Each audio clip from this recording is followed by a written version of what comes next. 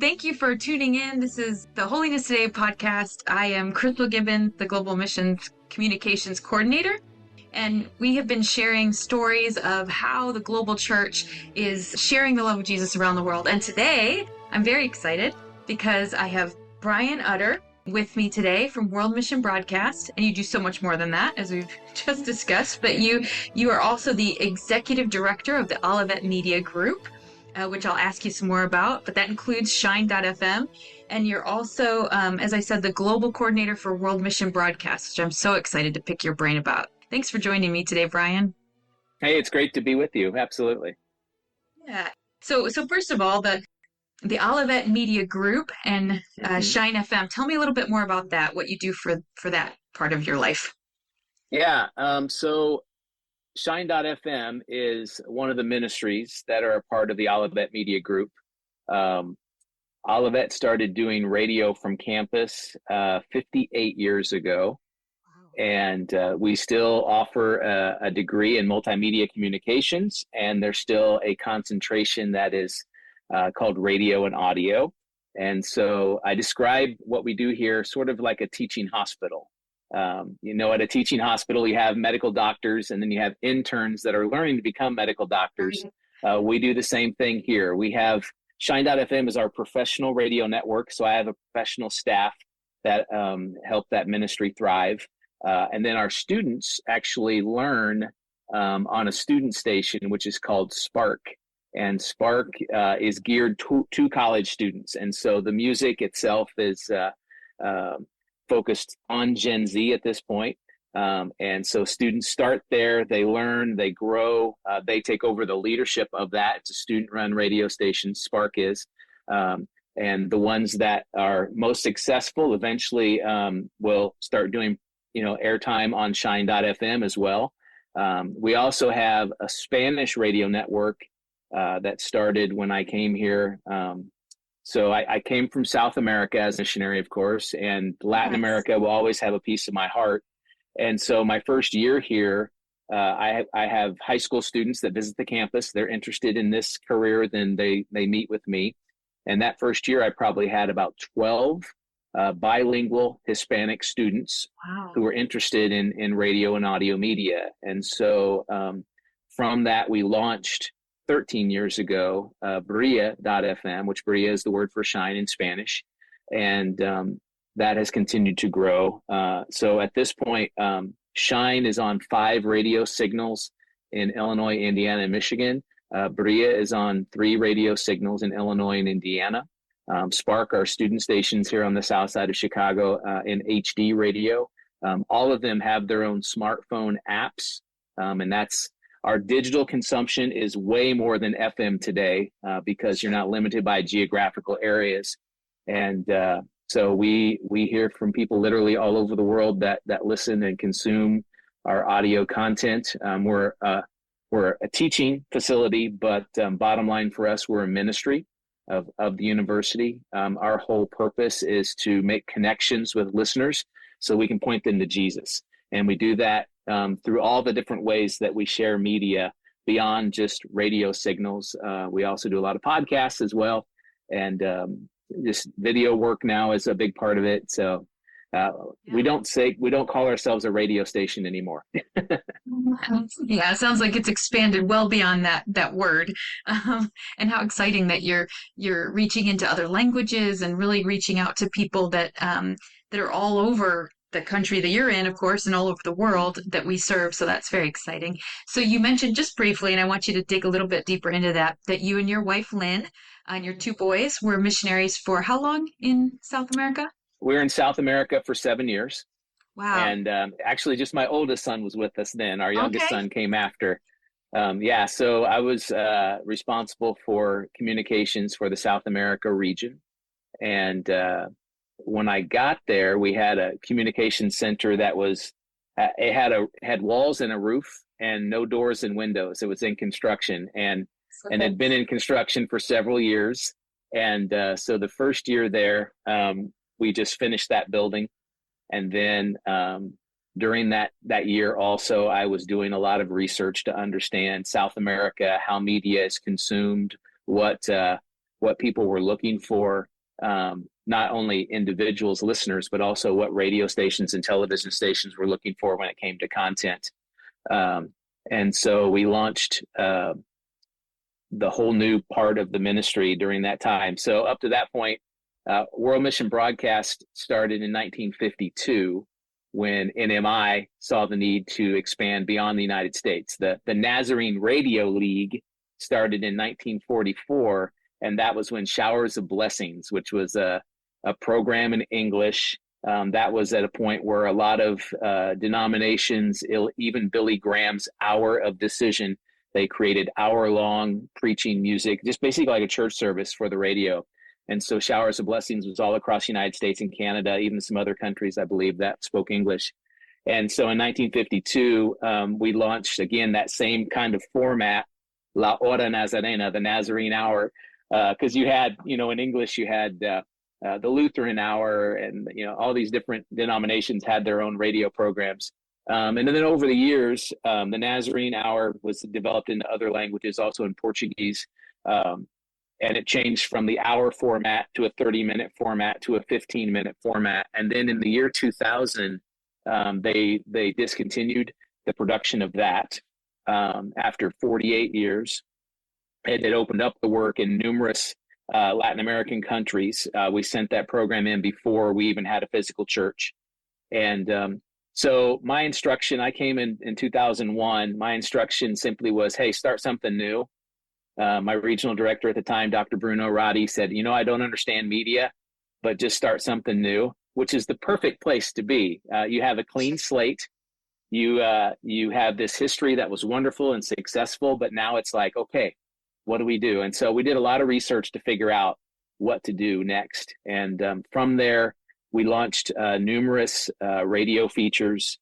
Our first one was, I think at that point, we launched on 18 radio stations a program for young adults called Que Sigue, What's Next?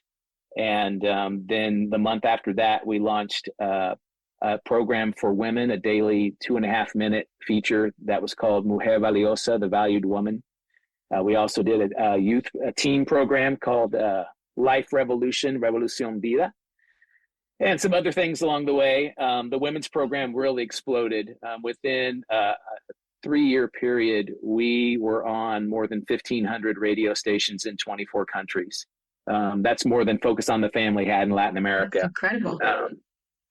So just tremendous feedback. The whole system we set up was to communicate through a website, and then I had to have someone just full-time responding to emails.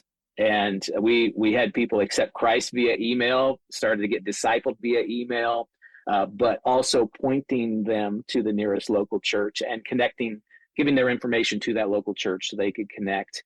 Out of that, we were working with a lot of radio networks and television networks, and some of those ministries or even organizations, because our goal honestly was not to get on Christian media. And more than half of our radio stations and television stations were not faith media at all. They were just mainstream, and we wanted, because the whole purpose is evangelism. So we've launched Mujer Valiosa for television. We grew to about 1,000 television channels in 20 countries. And the key part of all of this is we did not pay for transmission at all. Now, prior with the Nazarene Hour, we were paying to have it transmitted on stations. And I'm just like, no, we can't do that. And so I told Dr. Roddy, I'm like, listen, we're going to produce and we're not going to pay to get it transmitted. He said I was crazy. And I said, yeah, I probably am. But we had asked radio stations and television stations, what are you missing in your programming? And that's what we gave them. And we told them that this is free to them. They didn't have to pay us for it. Because a lot of them ask, how much does this cost us? No, this is free to us. And then if they asked us, well, this will cost you this much money to get on the air. And we would say, we spend all of our budget in producing quality material. And when you produce excellent material, they come out of the woodwork to find you. And that's what we found more than anything. So it was exciting, literally reaching millions of people through all those ministries, and not just the South America region, of course. We We sent it to all Spanish-speaking parts of the world, and then later in Portuguese, because we developed a studio in Brazil to produce a lot of the same things in Portuguese. Yeah, wow, that sounds like an exciting time of just growth and development and imagination and creativity, and how exciting to be a part of that time. And I know that legacy lives on in South America. They have an incredible podcast, several incredible podcasts and shows they do, and video production. They're just very good at that kind of thing, and they put out some quality stuff. So that's pretty cool that you were a part of that legacy.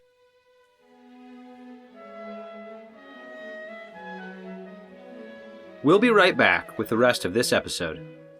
But did you know you can receive credit for listening to Holiness Today podcasts? Holiness Today podcasts qualify for lifelong learning with the Church of the Nazarene. To register for lifelong learning, simply go to learning.nazarene.org. The Lifelong Learning Registry provides Nazarene ministers the opportunity to record and report their efforts to develop and maintain a pattern of lifelong learning. Every Nazarene minister is encouraged to engage in a variety of lifelong learning activities. The code for Holiness Today podcast will be listed in the show description. This code can be utilized for this episode and any previous episode you wish to listen to. Thank you for being a listener and sharing in the ministry of the Church of the Nazarene. Now back to the rest of your episode. So tell me a little bit about, for those who don't maybe have a big knowledge of World Mission Broadcast. You shared a little bit of the history earlier, but tell me a little bit more about what it used to look like, what it looks like today, and how maybe we can be a part of it today. Yeah. Well, in the media world, everything's constantly changing. It still comes down to content and developing great content, but the way that we distribute that content changes. Of course, newspaper was the original thing. Once the printing press happened with Gutenberg, and the newspaper started to get the print, and you can get the printed word out and get scriptures out. But then radio came along. And if you look at the history of media itself, the church was pretty much tied to the beginning of it as it devolved. It was Gutenberg, who was a friend of Luther, and Luther wanted to get the Bible out. And so, hey, we need this machine that can print this so we can do mass distribution of the printed word. And then radio, the Foursquare Gospel Church, I forget her name, Amy McPherson, something, there's a third name in there. She saw radio as key to reaching people, so she jumped on early. A young evangelist who saw television as key started to develop television specials. You might have heard of him, Billy Graham. In fact, Billy Graham, most people don't know this, Billy Graham was offered a show on NBC to air weekly, and he turned it down because he says, that's not what I'm called to do. But he saw the potential of television and film, and that's why throughout his ministry, he continued to do television specials and producing even Christian film. So we've been there from the start, and it's always changing. We're always trying to figure out, how do we distribute our content? And there's multiple ways. We still have traditional media of radio and television, but today you have all kinds of these resources that are absolutely free to distribute your content. So podcasts, there's plenty of channels out there that offer it for free. Television, you have YouTube now. And so that offers global distribution, and more content is watched on YouTube today. Just this day you're watching this or listening to it. Then ABC, CBS, and NBC combined, all the content they produced since, the 1950s to today, more content's watched on YouTube today, which is just mind-boggling. Yeah. So it's a wide open door for people to create compelling content that connects people to Jesus and distribute that content. So World Mission Broadcast does that. We look for people who are passionate about creating content. And when you look at, millennials and Gen Z, one of their characteristic is they want to express themselves. And so they now have the ability and the tools that they carry around in their pocket to express themselves. And so you find that passion in them, and then you equip them with production equipment, whatever. You train them how to use it. They already have a really good idea of how to produce and create stuff. Let's be honest. They've been doing it most of their lives. But then you connect them to the local church, and you use their passion. So you're basically just channeling their passion to create media. So what I look for more than anything, I look for people who have a passion to do this and do it for the right reason. And that's really how new ministries get launched around the world. And it's always that key person that's got to be behind it. So, and we're going to invest in that key person to make things happen. Amen. I think you and I agree on that media and communications is a vital part of how ministry happens around the world, and always has been. I think maybe just in different formats, different ways, like you shared, but I think it's always been an important part, really, since Jesus. He shared stories, he used parables, he sent disciples out to go tell the story. I mean, it's always there in some way or another. So it's exciting to hear of how the church has been a part of that change all along, and on the sort of cutting edge in some ways of finding new ways to share the gospel and the love of Jesus. So how did you then, Brian, get involved in World Mission Broadcast? It sounds like you've always been in ministry in some form, but this ministry specifically, how did you get involved at the beginning? Yeah, so I studied in college, I studied broadcast communications. In high school, I worked at a newspaper. My mother was actually a production manager of the newspaper, but they taught me photography, how to develop pictures with chemicals in a dark room like we used to do. So media has always been a part of what I've done. And then got a call to missions, and basically my call is very specific to media. It's not to a specific place. And so I went to seminary and got a degree from there, continued to work in media after seminary for a few years, and also on staff at a church. And that's when they said, hey, we have a need for somebody in South America. Well, actually, I interviewed with two regions. I interviewed in Africa, and I interviewed in South America. And I don't know if they flipped a coin or if they arm wrestled, but I went to South America. And so yeah, the whole focus of my ministry from day one has been multiplying what I know in others. And that's the number one job of a missionary. The number one job of your missionary is to work yourself out of a job. And so that's what I get to do and continue to do to this day, is when I find these people with passion, okay, how can I invest in them? And how can I pass on everything I know? Because every bit of the training that I do, I make available for everyone who takes it. And then I challenge them, okay, now you take this and you go train more people. Because honestly, you can't do a media ministry with just one person. You need a team of people to make it happen. And so that's what we're seeing. That's what I've spent the last, 25 years of my life doing with World Mission Broadcast. So, yeah. Well, what's something that you're seeing right now in this time in history that you're seeing that is unique or exciting to you, that you're seeing maybe happen in different regions of our church around the world, or right where you're teaching and helping young people? What's something that you can share with us that you feel excited about right now?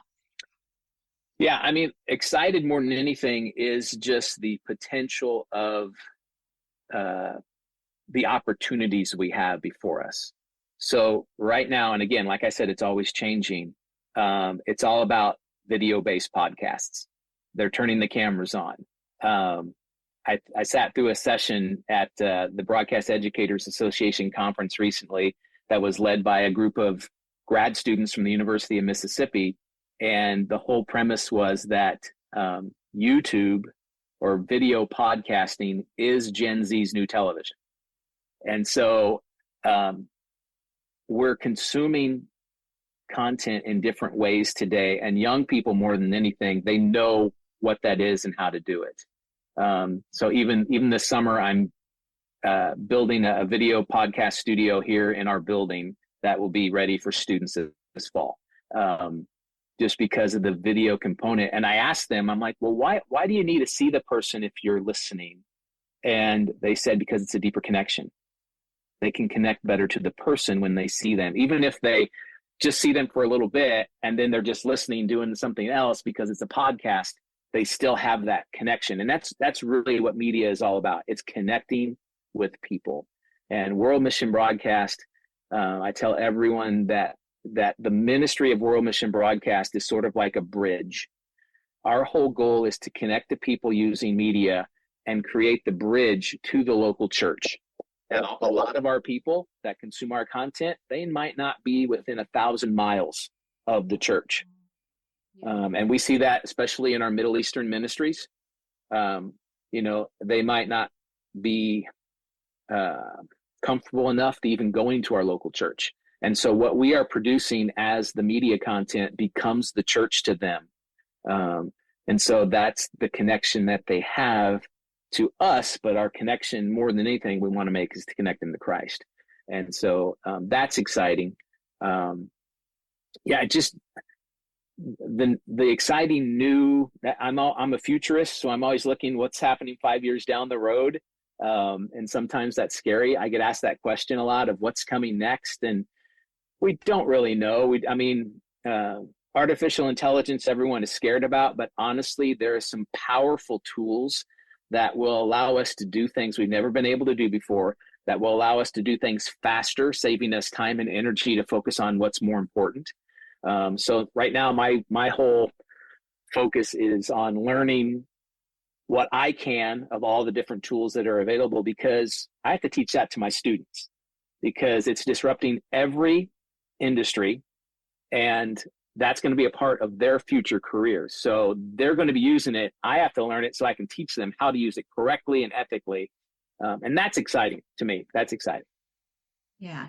So how do you share with someone, a young person that maybe you meet in a classroom or when you're traveling, and you can tell they have a heart for storytelling, they have a heart for sharing, they have gifts and talents that are evident in different media forms. How do you help guide them to using those talents and that love, that passion for either World Mission Broadcast or maybe missionary communications, that sort of thing? What would you suggest to those kind of people? Yeah, so my students, I have students that are interested in specific things, and so one of those blocks are students that are really interested in pure ministry at a global level. And so we give them all kinds of opportunities to do that. So every year we take a media-based student team and we go to some part in the world. Last year we were in Europe, of course, with you all. And this year we were in Guatemala. And so that exposes them and gives them a bigger world view of what's out there and what's available. And so we've had students who have gone and done volunteer work after the fact in certain parts of the world. I've had students, because all students are required to do an internship as a part of their degree. And I've had students that have done international internships where for 6 weeks they're going and they're working alongside a missionary or a communications person somewhere in the world. And so I encourage those things heavily. I encourage them just the way I was encouraged, right? I encourage them the fact that God's preparing them, even though they might not know it.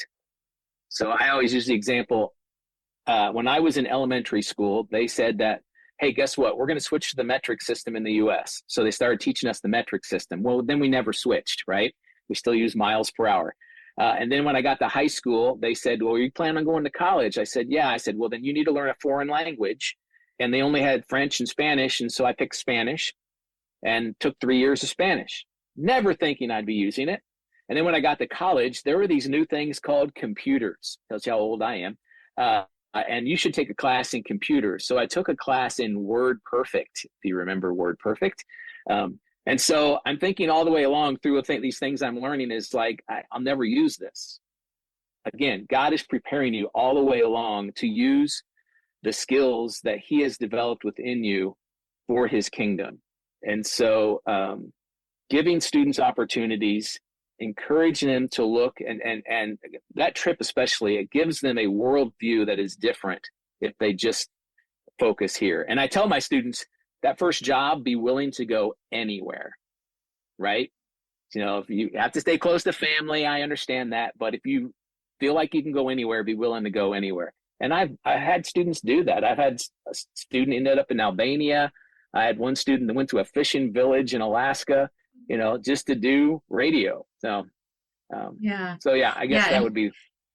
Yeah, and I think you're so right that is, I think that is always, the older I get, and I've heard many people, Christ followers, say this, that the more that you spend time with God, the more you can see how your whole life has been leading to where he's taking you, and every experience, every bad and good, he uses it to bring you to a place that he can use you. And yeah, it's just a really beautiful to walk with the Lord and see that. And how exciting for you to get to be at sort of the beginning of someone's journey, and kind of walk with them and be a part of that experience and life training that they have. That's really exciting. That's really special. Yeah, that is the greatest joy I have in ministry. So I'm a builder by nature. So how I remain sane is I make sawdust in my garage, but I get raw material every fall. And after 4 years, sometimes 5, I get to graduate out a student. And so I developed a tradition here. I have a map on my office wall, and nursing students, when they graduate, they have their new nursing uniform, and they have this pinning ceremony where they pin something on them. So I have a pinning ceremony in my office, and it's actually a stick pin with the student's name and where they're going for their first job. And so they poke it on that city.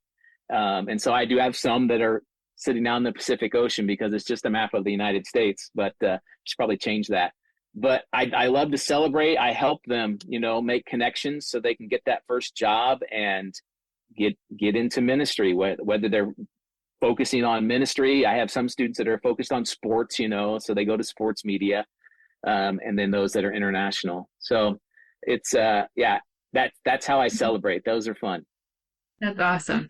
Well, I mean, I would love to be able to tell the students or the people listening that are interested in this that it's all exciting and fun and easy. But of course, we know from experience it's not, that there's always challenges. What are some of the challenges that you've maybe experienced or see in the future within global ministry in this context, like in media? What are some of the things that they're going to come up against, or that you see every day that we really struggle with?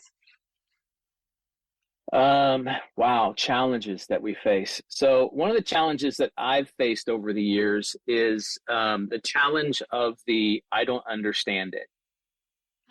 Right? So we want church leadership to understand that media is so vitally important. Media turns the head of specific generations, and it's more and more people in our world. And so to not include communications and media in the specific strategies of our church at the local level, district level, regional level, and the reason that a lot of them don't is because they don't understand it. And so one of the ways that I worked in South America, again, like I said, my regional director said, I don't understand this. And I told him, I said, listen, put me in a chair against the wall in the room. Just let me sit in there and you guys talk strategy about all these different things and tools that you're utilizing to plant churches and grow the kingdom. And I'm just going to sit and listen. And as I sit and listen, I'm going to be probably taking notes, which I do in most meetings. I write down questions and action points. But if there is something that's triggered in my brain that we can do from the communication side of things, from the media side of things, I'm just going to raise my hand. I said, here's what we can do to help you with that. Because when I got to South America, I'm like, okay, let's discuss strategies, and okay, what is Compassionate Ministries doing? What is evangelism doing? What about discipleship ministries? What are some things that you're doing? How can we? And they're like, we don't know. So one of the first things I did once I had a recording space, I produced a series of radio commercials for Jesus film showings. And I said, here's a package, and we use audio clips from the Jesus film. And then you can customize them as to, hey, we're going to be showing the film at, this park or whatever at this time. And so, and then of course the director of the Jesus film for the region was like, these are amazing. I'm like, this is the kind of stuff we can do. Right. And so, And then eventually, then the other ministries started saying, hey, can we work with you on this project? And then they started to get it. And so the challenge is getting more and more people to get it and invest in it. Because like I said, you can reach multitudes of people when you utilize these kinds of tools and technology. So that's a big challenge. Yeah, that is a big challenge. I see that in my role as well. And luckily, you and I both know we have a global missions director at the moment that is very aware of communications and the value of communications, and really puts a high priority on it. And I know that that's part of the reason that you and I are sitting here talking about this today, right, for this podcast, is because he really is wanting to partner closely with World Mission Broadcast and see how we can support one another. You and I have talked many times about the ministry that you're doing in South America and Mesoamerica and Africa and around the world. You came to Eurasia, and I'm so thankful for what you personally and World Mission Broadcast has done to help really boost communication and the value of what we do around the world. And I'm so privileged to be able to come alongside and partner with you, and together I think we can equip and train and develop young people and leaders and our regions with new and exciting ways to share the gospel. And I guess, I'm headed to ask this question because you said earlier, people always ask you this, but as a fellow futurist, I would like to ask you, what is the role that you see media playing in the church in the coming years? Where do you see things kind of moving? What is some new things that we can be a part of? Yeah, future is always the tough question. So this is going to be a challenge as well. So like I mentioned, artificial intelligence, a lot of people are scared of it. One of the things that artificial intelligence is going to do, and that is in the church as well, is there's going to be a lot of things out there that aren't truth that are created. Okay. So right now, if I see something online, I don't believe it until I investigate it. Right? Because it's probably not true. I mean, you'll see these things all the time pop up and you're like, that can't be right. And it's not. So that's going to happen more and more, unfortunately. So what that's going to do is it's going to, and younger people especially are going to be the most cynical. They're the ones that are going to recognize what is created, from AI than any other generation. So the great thing is we, the church, we have truth, capital T.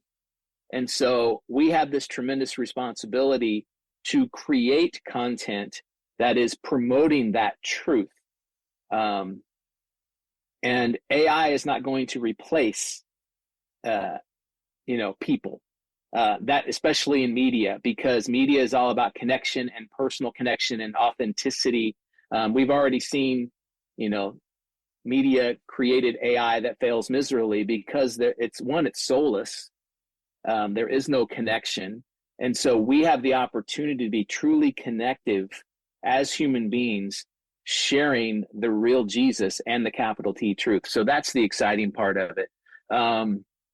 So future-wise, so we're bombarded with content. How do we cut through? That's another challenge we're going to face. So I've been studying this concept that I found last year, and they use the example of fish. And this is the way the entertainment world sees us, right? We're this little fish, and this little fish was called, I'm going to get this right here. The little fish is called truth. But this bigger fish comes along and it eats the little fish, and this bigger fish is called entertainment. But now what's happened is this bigger fish has come along eating the entertainment fish, and that fish is called distraction. Now there's another fish coming, and this fish is called addiction. We are addicted. Social media is designed to create to be addictive, which is why I always, and in fact, I was talking on the radio this week about, and I know that teenagers don't like me, but smartphones should wait until they're 18, and social media should wait till they're at least 16, preferably 18. And I know that's hard, but trust me, all the mental health issues that are coming out of that, and it's social media, and I care about it because of the word media in there, right? So we have to protect ourselves from that, protect our young people from that. But at the same time, how do we give them space to express themselves in healthy ways? So that's way beyond World Mission Broadcast, but that's a challenge I see for the future. It's not really the future, that's a challenge that's happening now. And you see the effects of it all the time. So the good thing is, and this is the important thing, is they want to create content. One of the things that we did last year for the first time, and we're going to continue doing it, is we did a master class in film for young people. We actually did it from the studio in Argentina. We had a group of presenters primarily from Brazil. These are guys who are Christians who work with Netflix and HBO Max creating content. And so we had a director and a producer and a screenwriter and a lighting expert. So we just did 2 solid days, and we had about 80 people in the studio, but we had it globally live stream for those 2 days. And we made it available in Spanish, Portuguese, and English. And so we had people as far away as Japan that were watching this content. And then at the end of that, we actually launched a film competition. And that's something that I've been wanting to do for numerous years, and it finally fell into place so we could do it. But there are people out there who are producing with what they have, right? What they have is a phone more than that. And so we challenged them. We gave them a theme. It was a theme from the Third Wave Conference. And we're like, create a short film around this theme, no more than 14 minutes long. And so we created equipment as prizes. So where they're using the phone, now the winners are using professional equipment, and they're connected to the church, which is great. And so our winner was a young gal from Venezuela, of all places, who's been producing with her phone and doing amazing things. And so we were able to give out equipment to about 5 different winners around the world. We're going to be doing our next one in 2026 from the Philippines. And our goal is to utilize professionals, Christian professionals from those parts of the world, so that we get different perspectives. So we'll be live streaming that one as well. My goal is that, the film industry, we're seeing lots of Christian films, lots of them come out. Production is sometimes good, sometimes not so good. Right. The thing about production today is you can produce so professionally with minimal equipment today. It's all about, one, great writing, which I constantly encourage anybody, that you have to write well, learn how to write well. And then the other thing is the acting. You have to have professional actors, and sometimes a lot of Christian films are like, hey, but we're starting to invest more into getting, and there are a lot of professional actors in Hollywood who are Christians who are like, yeah, I want to be a part of this. And so you're seeing that more and more. So I would love to see our denomination really look at creating some sort of, film can be one. And there are some churches that are involved with film, and we've been a part of that. But even like a web series, because that's where they're watching their content on YouTube. We can create some sort of television series. Television's a loosely word there, that can be distributed for free on YouTube. And there's some creative stuff out there. I even know of a couple who went to one of our Nazarene universities who are doing something and looking for funding. And that's what a lot of Hollywood is waiting around for funding, to produce something that's unique, that's capturing people's attention. So there's, and then this is a teaching moment. So there are 3 social functions when it comes to media: to educate someone, to inform someone, and to entertain someone. And I always ask, and in the workshops I do in the world, even in my classes, what's the most important?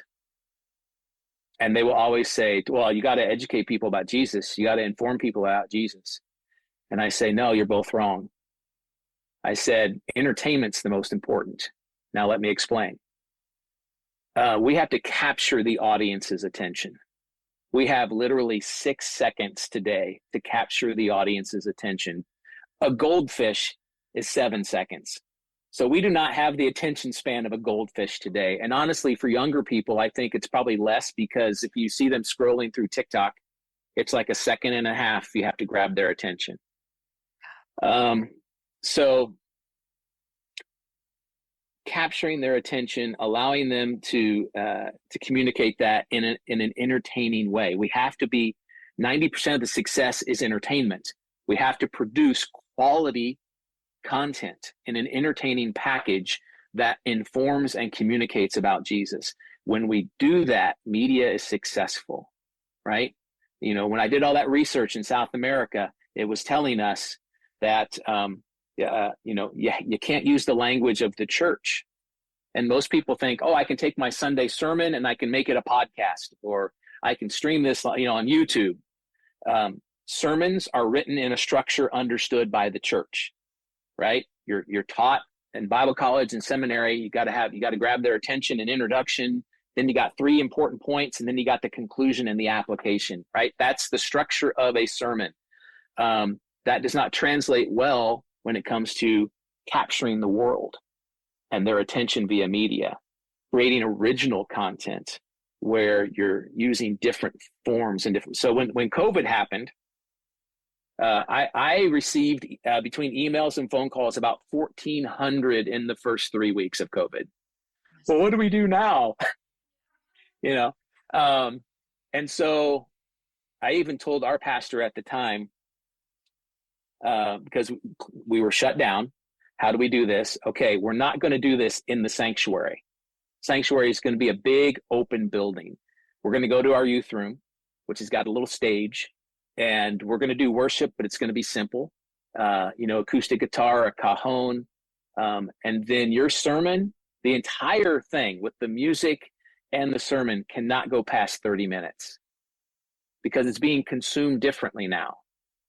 Also, when you talk, I want you to talk to one person, because traditionally in media, watching something online, it's one person watching on their phone more than anything.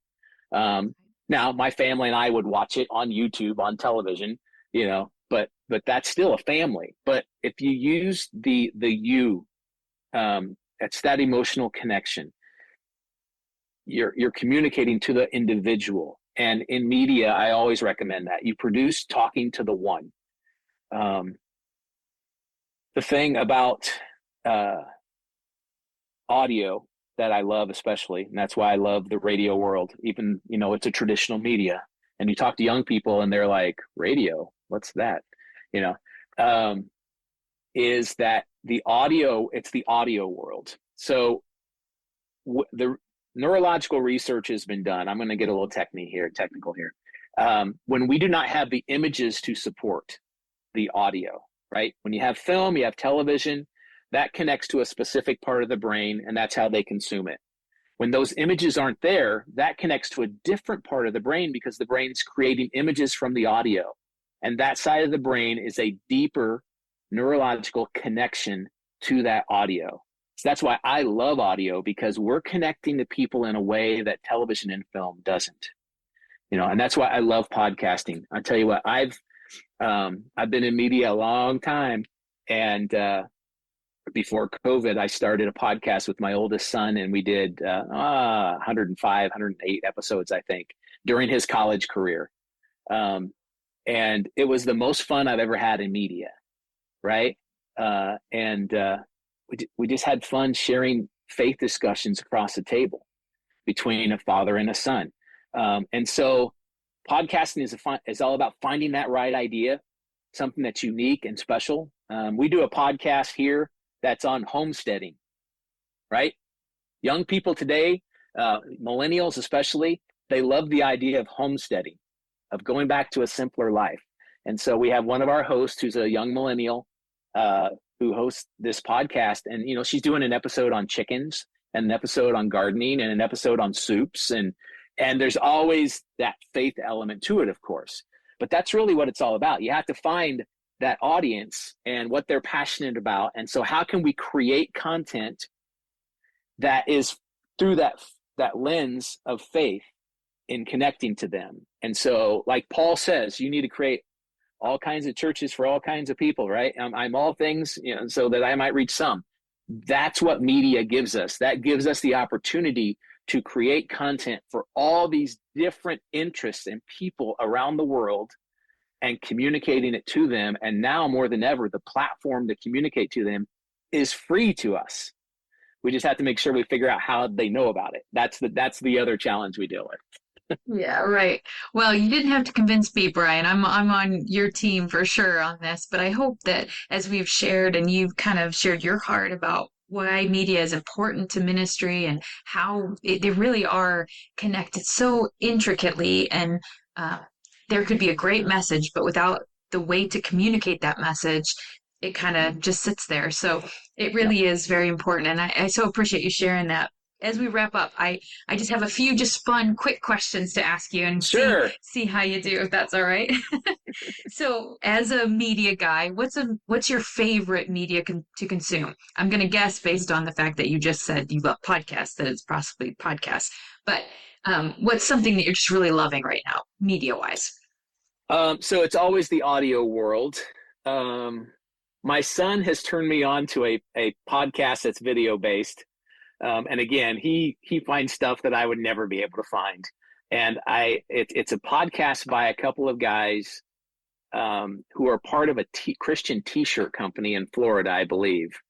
And they do a podcast to promote their t-shirt company. But the podcast, they're Christian, but they talk about anything and everything. I mean, conspiracy theories, the whole bit, right? And it's quite entertaining. And I think the name of, if I get it right, because I always get it confused, is Ninjas Are Butterflies is literally the name of this podcast. I have no idea why they named it that way. But, sounds very niche. Right. And how he found it. But tells you how much of a fan he is. My son has merchandise from them, T-shirts and different things. Wow. So well, they must be doing something right then. They're engaging his generation for sure. So I've been watching some episodes from that, and it's entertaining stuff. Yeah. Well, you've been all over the world, and is there a place that you visited that immediately felt like home for you? And why do you think that was? Immediately felt like home. Well, again, South America. I love South America. It was where we served. All the different countries are unique in their own way. We lived a little bit in Ecuador. We lived in Argentina. Brazil feels like home to me.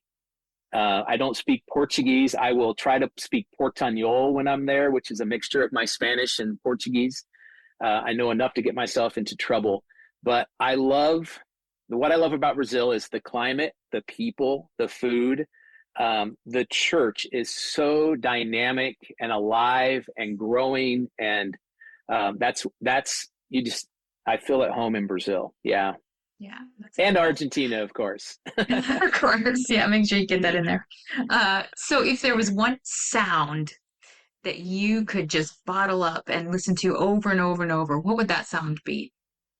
Just makes your heart beat a little faster, or makes you laugh, or fall in love. Probably my boys, when they were younger, their laugh. Yeah. And so now that I have my first grandchild on the way, I'm going to be recording that laugh so I can keep it, because I do have recording of my youngest, because let's face it, smartphones can capture all that. I did not have a smartphone when my oldest was young. So I will, the sound of my kids laughing, but it's like the laugh that they can't control. It just bursts out of them, right? Yeah. Yeah. There's a reason why those kind of videos of kids just laughing are so popular, because you could it makes you giggle, puts you in a good mood. Yeah, that's a great sound. I agree. It'd probably be my kids in some way. That's the sound I would love for sure. All right. One last question. This one's a little bit deeper, but you've met people from all different cultures. What's one lesson about faith that you've learned in your time of just getting to know people and learning more about how they do faith? This is a tough one. Yeah, sorry. That's okay. That's okay. No.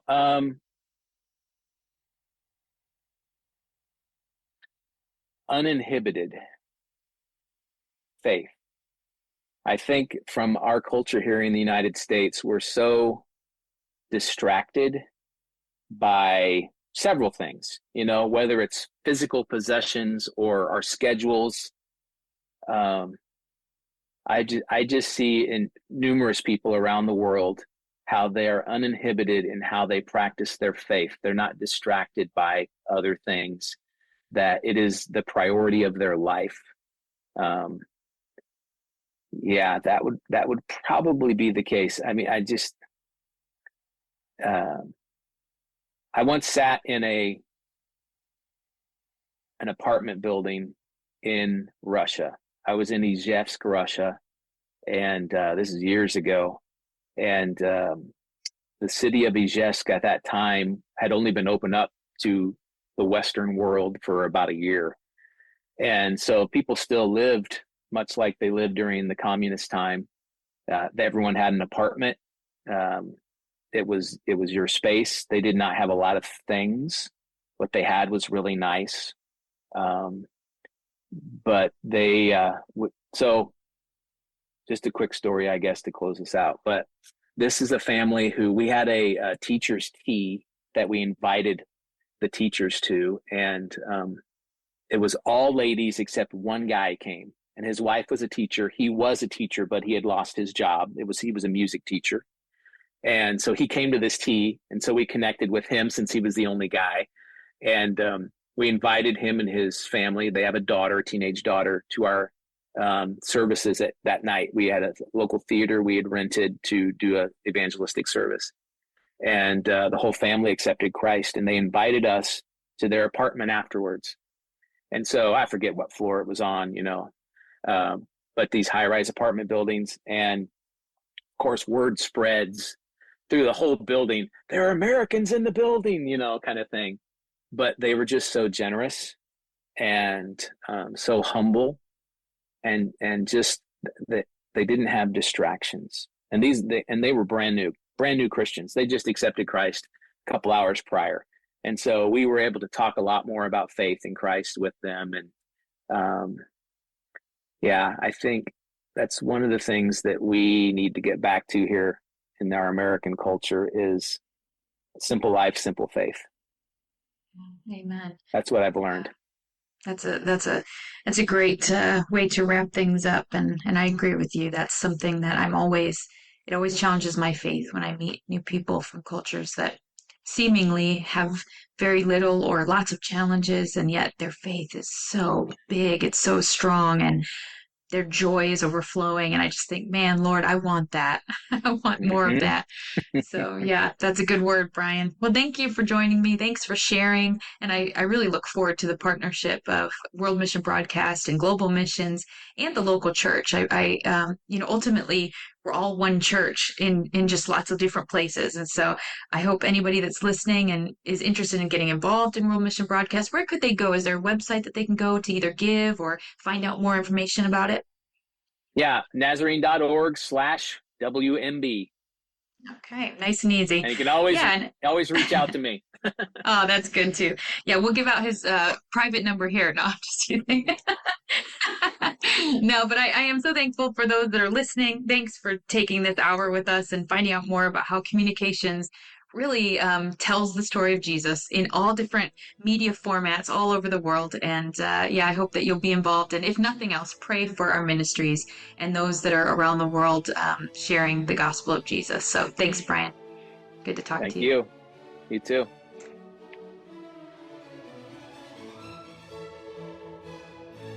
Thank you for listening to the Holiness Today podcast. If you enjoyed this production and wish to hear more, visit holinesstoday.org/podcast or find us on Spotify, Apple, and Google Podcasts.